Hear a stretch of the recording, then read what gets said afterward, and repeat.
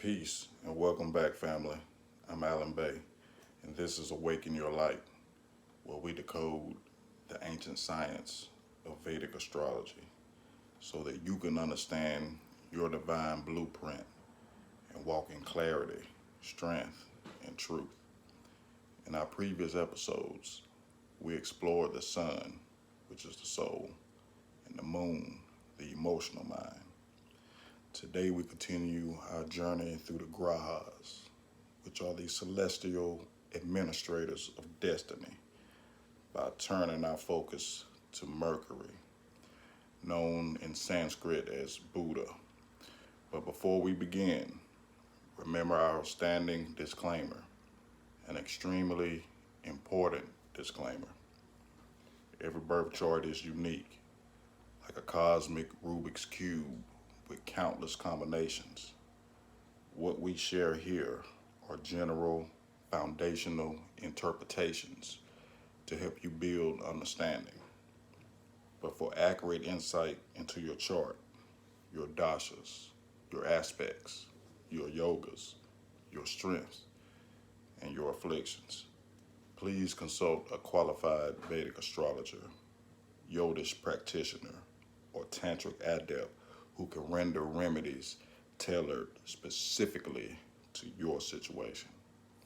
When Jesus healed, he didn't heal people the same way, regardless of malady, even if they had the same malady. Just like the blind man in the Bible, he healed one way and he healed another way. Everyone's situation is different. Now let's enter the mystery of Mercury, the mystery and its mythology.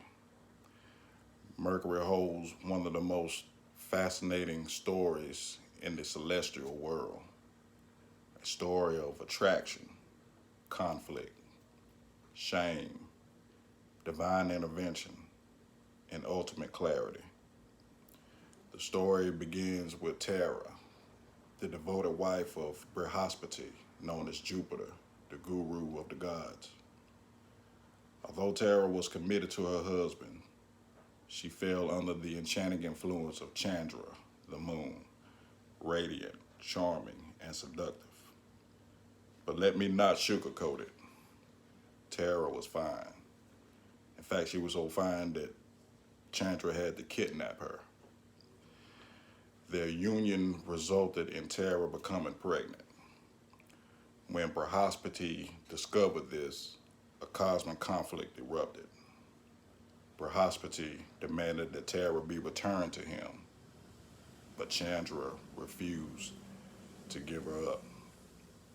The Devas sided with Brihaspati, and the Asuras sided with Chandra.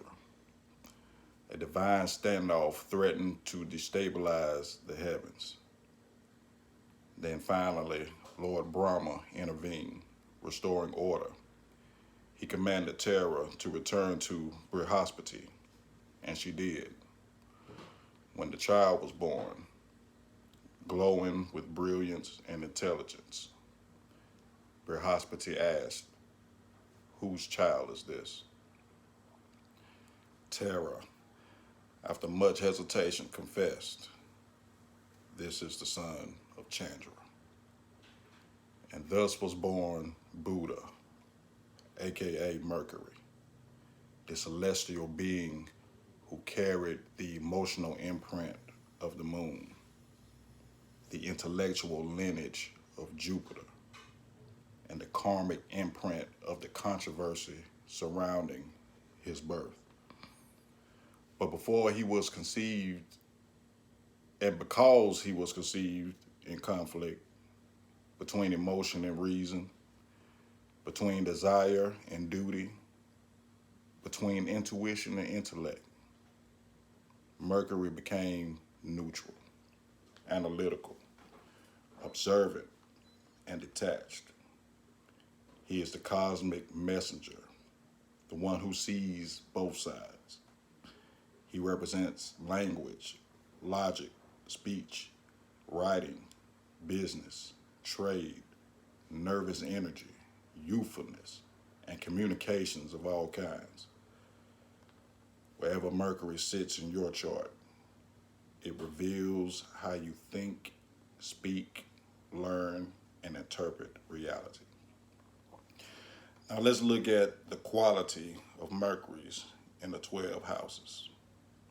Each house will briefly discuss the light and the shadow so you can understand both the potential and the imbalance. My aim is to show you how to learn yourself and know your weaknesses and strengths. But that's only if you want to change your situation. No one can do it but you. And it starts with your mindset. If you can clear the blockages, you can think. And like the Prophet Noble Drew Ali said, if I could just get you to thinking, you can save yourselves. But let's look at Mercury in the first house. Mercury in the first house gives you sharp intelligence. It makes you a natural communicator, making you curious, witty, and adaptable with a youthful type energy and strong reasoning abilities. But if it's afflicted, you may be the type to overthink or always be anxious and nervous, with a restless mind and with indecisiveness. Or you may be the type to talk too fast or talk too much. But if we look at Mercury in the second house, it gives you sweet speech, makes you business minded, skilled in finance or accounting, gives you good memory and wealth gained through your communication. But if it's afflicted, it gives you manipulative or deceptive talk, financial inconsistency, harshness in speech, or memory issues when it's badly afflicted. When we look at Mercury in the third house, Mercury in the third house makes you a brilliant communicator, a skilled writer, artist, or performer. Gives you a courageous spirit, strong sibling relationships, and talent in media, marketing, or technology. But if it's afflicted, you'll love gossip and drama, have sibling competition, or have an overactive mind and anxiety. Mercury in the fourth house means you'll have a good education, a peaceful home, a love for caring, a communicative mother. Mercury will also give you talent in counseling, writing, or teaching. But if afflicted, you may experience difficulty expressing emotions, mental restlessness at home, or overthinking, affecting your peace. It also causes emotional detachment. Mercury is in the fifth house. It gives you creative intelligence, gives you skills in the performing arts, a strong memory, and problem-solving skills. This placement is good for teaching, speculation, and writing. But if it's afflicted, it can cause manipulation in romance, challenges with children, or over-intellectualizing love, and difficulty focusing. Mercury sits in your sixth house, gives you a sharp, analytical mind, makes you a master of problem solving, a strategic thinker in conflict, gives you skills in medicine, law, or research. But if it's afflicted, it may cause anxiety, a nervous tension, overthinking health matters, argumentative tendencies, and enemies created through speech. That's why I say that tongue, that mouth gets us in trouble. If your Mercury sits in your seventh house, it gives you a communicative spouse, strong business partnerships, negotiation, and mediation skills. Also gives you a charming presence. But if it's afflicted, you'll get immature partners, miscommunication, relationship confusion, and indecisiveness in partnerships. Mercury sits in your 8th house. It makes you a deep researcher, gives you an interest in Tantra, astrology, and the occult. Mercury gives you healing intelligence and the ability to navigate crisis with logic. But if it's afflicted, you can suffer from mental anxiety, intrusive thoughts, secretive communication, obsessions, and stress around joint assets.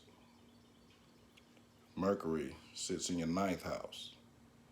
It gives you a philosophical mind, makes you an excellent teacher or writer. It gives you a love for scripture, law, and ethics. It makes you an expansive thinker. But if afflicted, you'll have conflicts with teachers, belief confusion, intellectual arrogance, and overthinking spiritual matters, aka analysis paralysis. If Mercury sits in your 10th house, it gives you career success through communication. It can make you an influential speaker, strategist, or writer. It also gives you public visibility and sharp professional intellect. But if it's afflicted, you can experience nervousness in leadership, job switching, workplace misunderstandings, and overextension. Mercury in your 11th house of expansion. It gives you a strong network, financial gains through communication, business success, and gives you good advisors and friends. But if afflicted, you can have scattered goals, manipulative friends, betrayals, or too many ideas and not enough action. Mercury in the 12th house gives you spiritual communication, psychic intuition, dream symbolism, gives you a poetic imagination, and the ability to succeed in foreign lands. But if afflicted, you may suffer from mental isolation, anxiety, and overactive imagination, and sleep disturbances. But here are some simple, practical remedies to strengthen Mercury's light in your life. There's a color remedy where you can wear green on Wednesdays, like I am. You can use green items while studying or planning. There's a herb and a food remedy where you can eat leafy greens, cilantro, beans, chew cardamom to calm the speech, or you can drink mint-infused water. There's a mantra remedy where you could chant the Budha mantra 108 times on Wednesdays, or the beach.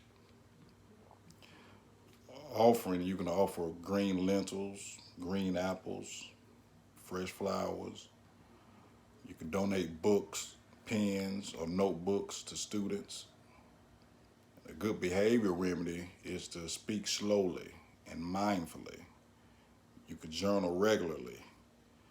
Avoid gossip, lies, and negative talking. Pause before responding. But the stone remedy, you can wear the emerald, but only wear gemstones under the guidance of a qualified astrologer. There are certain rules to to wear gemstones. So it's important to consult a professional. And then like for your service remedies, just help those who struggle with learning or communication. You could tutor a child or encourage someone or share knowledge freely. Then there's the nervous system remedies, where you can do the deep breathing, meditation, or walks in nature, gentle music. I like to play the jazz instrumentals, Beethoven or something. Reduce overstimulation, especially on Wednesdays. And then now that we've explored Mercury's mythology, his energy in the 12 houses, and the simple remedies to strengthen his influence, let's go on ahead and bring this message on home. Mercury is more than a planet. Mercury is a process, a movement inside of you. He governs how you think, how you speak, how you interpret, how you learn, and how you translate inner truth into outer expression. Mercury stands at the doorway between two worlds, the silent world of thought and the spoken world of manifestation. When Mercury is balanced, your words heal, your ideas flow, your speech becomes graceful, your relationships deepen, and your path becomes clearer. But when Mercury is imbalanced, it is not punishment. It is a cosmic signal to slow down, breathe, realign, recalibrate, and purify your communication. But just like his myth, born from controversy, yet destined to become the bringer of clarity, you too can transform confusion into understanding and turn scattered thoughts into divine intelligence. Mercury teaches that communication is energy, and when that energy is refined, your whole life becomes illuminated from within. And always remember, within you is the light that never fades. I'm Allen Bey. Family, thank you for walking with me on this journey. Until the next episode, stay grounded, stay mindful, and always remember to keep awakening your light. I'm your brother, man, Allen Bey.